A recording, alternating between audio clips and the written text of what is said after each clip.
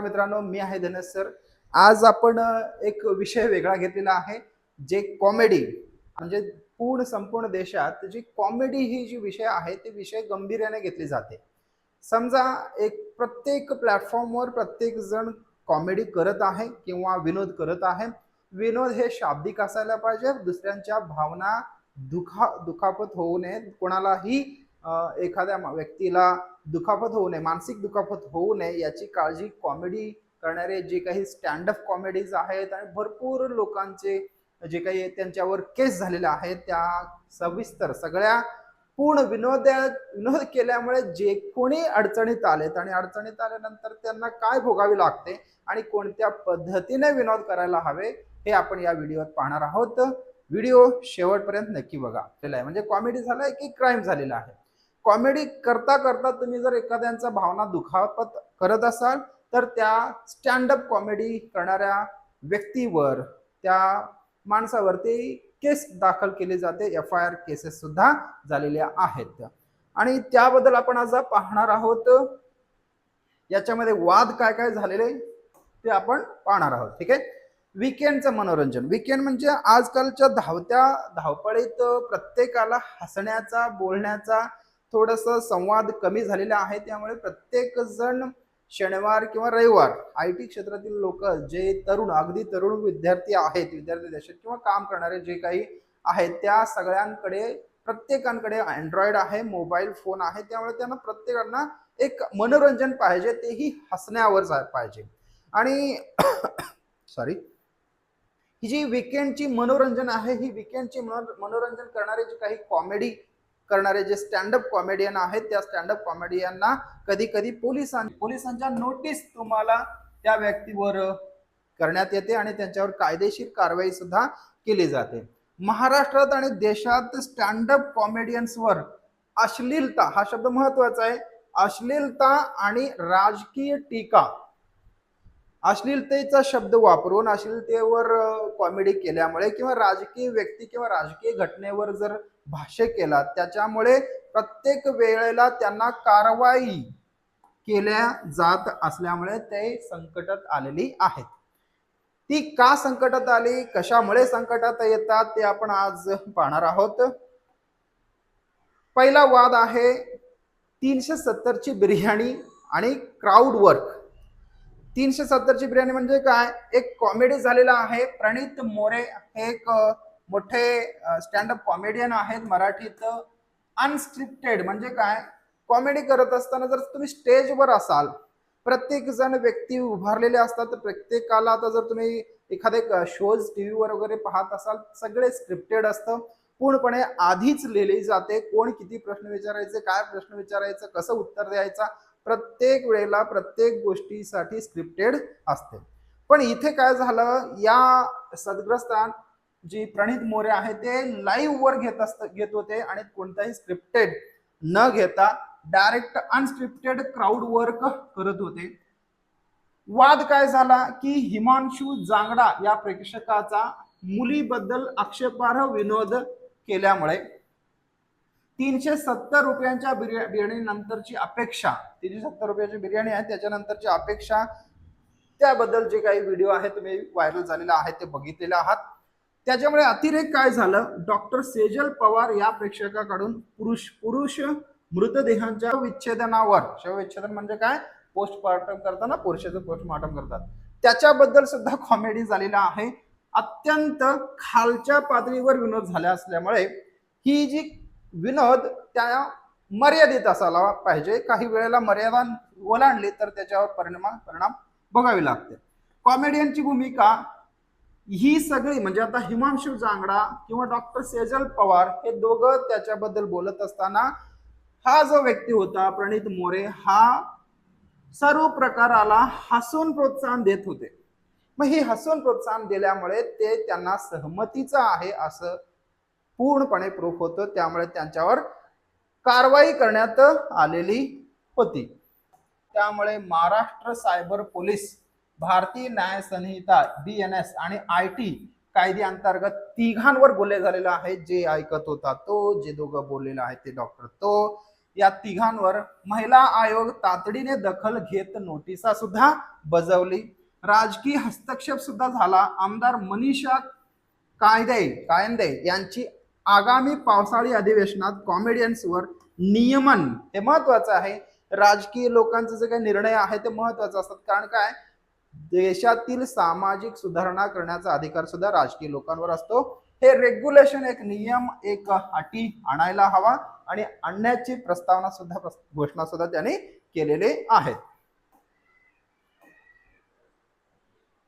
दुसरा वाद होता की एक शो होता की त्याच्यात इंडियाज गॉट टॅलेंट या शो मध्ये देशातील सर्वच भरपूर प्रकारे फेमस असलेले, जास्तीत जास्त सबस्क्रायबर असलेले लोक स्टेजवर बसलेले होते. ते स्टेज प्रमुख उपस्थिती त्यांची होती आणि त्यांच्यात आणि प्रेक्षकात होणारी जे काही संवाद होते, संवाद विचार करण्याच्या पलीकडे आणि त्यांच्यामध्ये झालेला वाद आपण सुद्धा सर्वजण पाहिलेला आहात.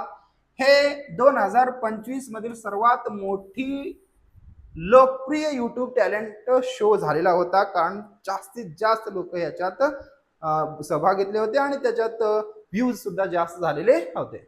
याच्यामध्ये जो जज होता तो जज रणवीर अलाहाबादिया आणि एक स्पर्धक यांच्यामध्ये काही अश्लील आणि दुहेरी अर्थ म्हणजे तुम्ही बोलता एक आणि त्याचा अर्थ वेगळा होतो, तो काय म्हणतात त्याला, अश्लील वेर भाषा होते, म्हणजे अन्वयार्थ म्हणतो आपण त्याला. एखादा गोष्ट बोलल्यानंतर त्याचा नॉन व्हेज अर्थ होतो, ते असे होत असतं. डबल मिनिंग म्हणतो आपण थोडक्यात. ही डबल मिनिंग भाषा लोकांसमोर स्टेजवर लाईव्हवर बोलली गेलेली होती. त्यामुळे हे जज जो आहे रणवीर पूर्ण धोक्यात आलेला होता. त्यांच्यावर केस सुद्धा झालेले होते. व्हिडिओ क्षणात व्हायरल झाला आणि मोठ्या वादाला सुरुवात झाली. रणवीर जो आहे तो रणवीर अडचणीत आला. याच्यामुळे काय होतं, पोलिसांचा डायरेक्ट आता FIR झाल्यानंतर पोलिसांना कारवाई करावीच लागते आणि लगेच पटकन जे व्हिडिओ होते ते सगळे व्हिडिओ डिलीट करण्यात आले आणि ते डिलीट करण्याचा आदेश सुद्धा आले. 2 राज्ये म्हणजे आसाम आणि महाराष्ट्र या राज्यात लगेच त्यांच्यावर FIR दाखल करण्यात आला. 30 जणांना नोटीस सुद्धा बजावण्यात आली. कशा कोणाकडून, सायबर पोलिसांकडून संबंधित सर्व चौकशीची नोटीस सुद्धा बजावण्यात आलेला आहे. शेवटचा उपाय, पोलिसांच्या दबावामुळे समय रैनाला वादग्रस्त एपिसोड्स युट्यूबवरून कायमचे डिलीट करावे लागले. समय रैना जो आहेत ते सुद्धा मोठे कॉमेडियन आहेत. त्यांचा वादग्रस्त जेवढे काही व्हिडिओज आहेत ते व्हिडिओ सुद्धा पूर्णपणे डिलीट करावी लागली पोलिसांच्या आदेशावरून. तसं पाहता ही लोक एक चांगली कामं करत आहेत की तरुण पिढीला हसवायला शिकवत आहेत, पण हसवण्याच्या नादात तुम्ही काय बोलता, कोणत्या पद्धतीचं बोलता, कोणाच्या भावना दुखापत होतात का याची सुद्धा भान करायला हवा. त्यानंतर सगळ्यात महत्वाचे, आपल्या महाराष्ट्रात कुणाल कामरा आणि राजकीय उपहास. कुणाल कामरा यांनी जे राजकीय, मगाशी म्हणलं होतं की तुम्ही राजकीय पक्ष किंवा राजकीय घटनेवर जर कॉमेडी करत असाल तर ते राजकीय लोक तुम्हाला तर गप्प बसू देत नाहीत. एक बाजू कमीपणाची असते, एक बाजू दुसरी असते. मग तुम्ही कोणाच्या बाजूने बोलत असताल त्यांनी तुम्हाला उचलतील आणि तुम्हाला वावा देतील आणि दुसऱ्या बाजूला जे असतात ते तुमच्यावर तक्रार करतील. असाच प्रकार एक झालेला आहे की कुणाल कामरा हे शिवसेनेत झालेलं एक फूट झालेली होती, 2022ला फूट झालेली होती. शिवसेनेमध्ये उद्धव ठाकरे साहेब आणि नंतर शिंदे साहेब यांच्यामध्ये वाद तयार झाल्यामुळे त्यांच्यामध्ये फूट झाली. 2 शिवसेना गट तयार झाल्या. या शिवसेना गट तयार झाल्यानंतर मुख्यमंत्री एकनाथ शिंदे यांना एक शब्द वापरण्यात आलेली होती, ते गद्दार म्हणून. या गद्दार शब्दाचा वापर करून हे वारंवार विडंबन गीत गात होते. इथे अडचणीत आले, यांच्यावर मानहानीचा दाखला सुद्धा करण्यात आला. त्यामुळे हे अडचणीत आले. म्हणजे तुम्ही लोकांना हसवण्याच्या नादात किंवा स्वतः फेमस होण्याच्या नादात दुसऱ्यांवर शब्द बोलणं थोडंसं टाळायला पाहिजे. तोडफोड ते हक्क भंग, म्हणजे आता त्यांचं झाल्यानंतर, तशी झाल्यानंतर लोक सुद्धा गप्प बसत नाहीत. जे समर्थक आहेत ते समर्थन देतील, जे विरोधक आहेत ते जी काही राजकीय पक्षांचे विरोधक आहेत किंवा तुम्ही ज्या गोष्टी बोललेल्या आहात त्या गोष्टीच्या विरोधक असलेले लोक गप्प तर बसणार नाही. ते तोडफोड सुरू सुरू केले. जे जे ठिकाणी कॉमेडी व्हायचे, जे काही क्लब होते, तिथे सुद्धा FIR सुद्धा त्यांच्यावर झाला. राज्यभरात अनेक गुन्हे सुद्धा दाखल झाले. कामरावर राज्यभरात अनेक दाखले सुद्धा झालेले आहेत, गुन्हे दाखल सुद्धा झालेले आहेत. विधानसभेची नोटीस सुद्धा झाली. 2026 मध्ये हक्कभंग समितीसमोर हजर राहण्याचे आदेश सुद्धा त्या कामराला आलेली होती. विधानसभेची नोटीस झाल्यानंतर स्पष्ट नकार, म्हणजे कामराचा माफी मागण्यास नकार तयार झाला त्यांचा. म्हणजे मी माफी मागणार नाही, जे काही बोललेलं आहे मी स्पष्ट खरं बोललेलं आहे असं त्याची मांडणी होती, की त्यांनी माफी मागितलेले नाही. आणि सगळ्यात महत्वाचा शब्द त्यांनी वापरला की अभिव्यक्ती स्वातंत्र्याचा. ही अभिव्यक्ती स्वातंत्र्य काय आहे आपण पुढे पुढे बघणार आहोत. ठीक आहे, मी इथे फक्त इन्फॉर्मेशन देतो आहे की त्या माहितीमध्ये तुम्हाला काय वाटतं काय नाही, तुम्हाला काय या विषयाबद्दल बोलायचं आहे ते कमेंटमध्ये नक्की कळवा. आपण पुढे जाणार आहोत. 3 मोठी वाद ते तयार झाली. पहिला, प्रणित मोरे, त्यांचा अश्लीलता आणि महिलांचा अपमान यांचं कारण झाला.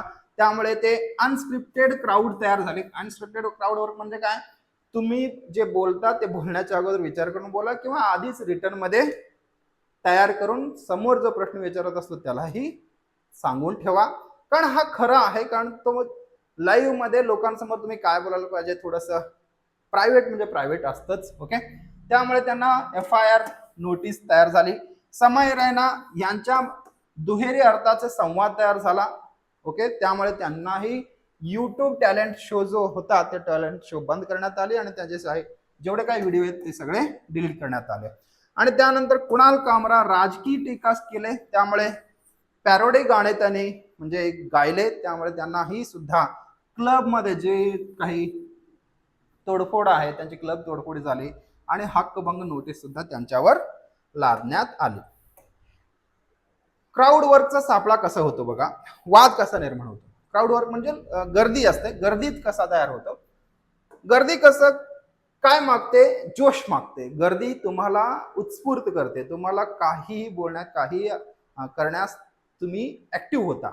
मग ऍक्टिव्ह झाल्यानंतर तुम्ही तुमच्यावर ताबा नसल्यामुळे समोरच्या व्यक्तीवर काही बोलण्याचा अधिकार जणू काही तुमच्यावर आलेला आहे. त्यामुळे तुमचं ताबा सुटतो बोलण्यात, त्यामुळे काही गोष्टी घडत असतात. स्टेजवर प्रेक्षकासोबत अनस्क्रिप्टेड सहज होणारे विनोद. त्यानंतर काय होते, विनोद तर मोठी असते, त्याच्यात परत स्पष्टीकरण सुद्धा तुम्ही दिलेलं त्या विनोद करता कॉमेडियन आहेत त्याच्याकडून स्पष्टीकरण सुद्धा दिली जाते. पण काय होतं, त्याच्यातले थोडे थोडे जे क्लिप आहेत ते क्लिप इंस्टाग्राम युट्यूबवर रील्स म्हणून अपलोड झालेले असतात. त्याच्यामुळे सुद्धा काही घटना, काही FIR किंवा काही अडचणी आलेल्या असतात.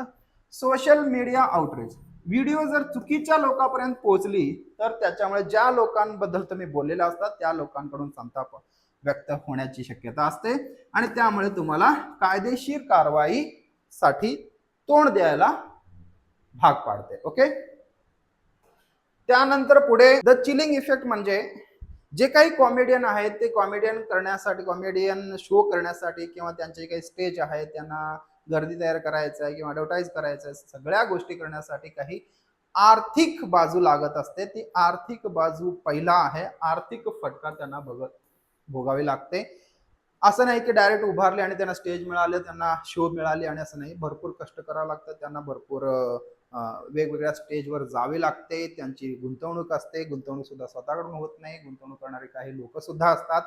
त्या केसेसमुळे जे काही केस झालेले असतात, FIR झाले तर त्यांच्या मागे जे काही ब्रँड्स तयार झालेले असतात, त्या ब्रँड्स म्हणजे कंपनी जे आहे ते कंपनी त्यांच्या मागे असतात. सततच्या FIR किंवा राजकीय वादामुळे जे काही स्पॉन्सर्स असतात ते स्पॉन्सर लाईव्ह कॉमेडी शोजला आर्थिक पाठिंबा द्यायला घाबरत आहेत.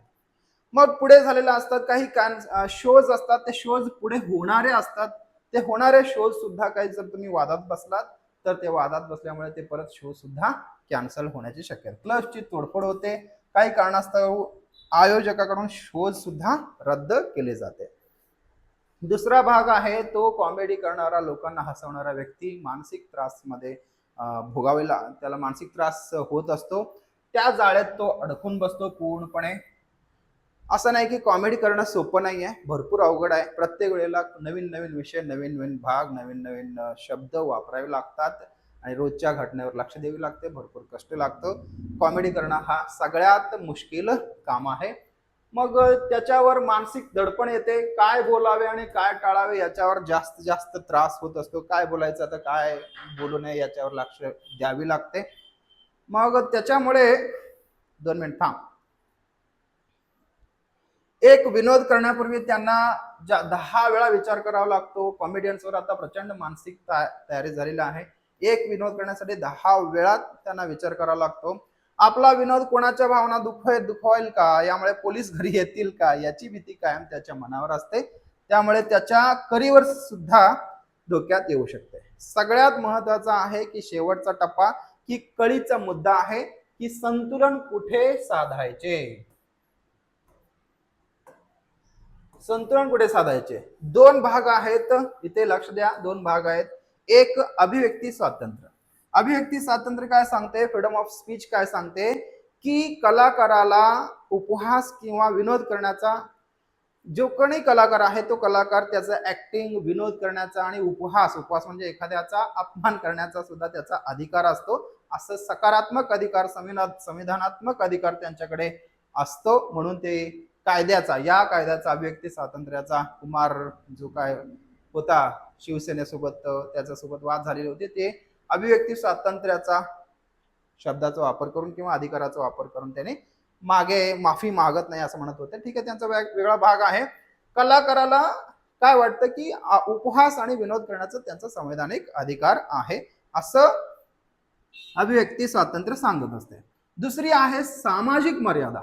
आणि ही स्वातंत्र्य असताना सामाजिक मर्यादा तुमच्याकडे असायला पाहिजे, की विनोदाच्या नावाखाली एखाद्या महिलांचा अपमान, अश्लीलता किंवा वैयक्तिक हल्ले किंवा डबल मिनिंग बनतो त्या गोष्टी होऊ नये असंही मला वाटतं.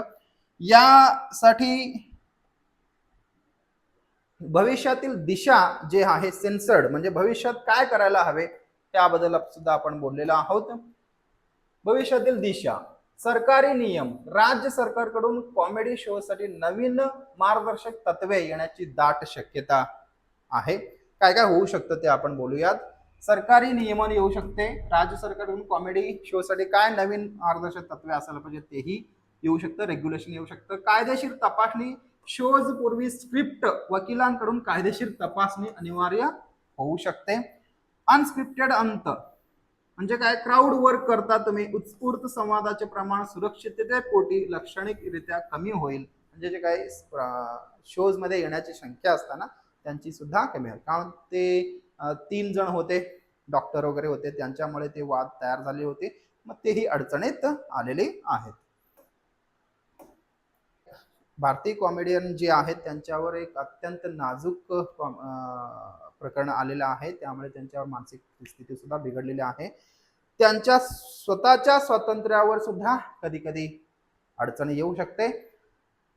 इथे या व्हिडिओमध्ये मी फक्त हे प्रयत्न केलेले आहे की कॉमेडी करत असताना तुम्ही जर तारतम्य केलात, तारतम्य वागलात, तुम्ही शब्द सुद्धा जे वापरता लोकांसमोर ते जरा सतर्कतेने वापरला तर योग्य होईल. व्हिडिओ कसा वाटला आणि तुम्हाला या व्हिडिओबद्दल काय वाटतं, आणि कॉमेडियन्स हे देशाला सुखी समाधानी ठेवण्यासाठी सुद्धा एक प्रकारे मदत करत असतात. त्यांचा एक काय म्हणतात त्याला हिडन कार्म आहे त्यांचा. मग ते त्यांना लोकांना दिसत नाहीये. ते लोक हसत असतात, न हसणाऱ्या लोकांना हसवत असतात. पण हसवत असताना थोडंसं तारतम्य ठेवायला हवे. आणि काय वाटतं हे तुम्ही कॉमेंटमध्ये नक्की सांगा. जय हिंद, जय महाराष्ट्र.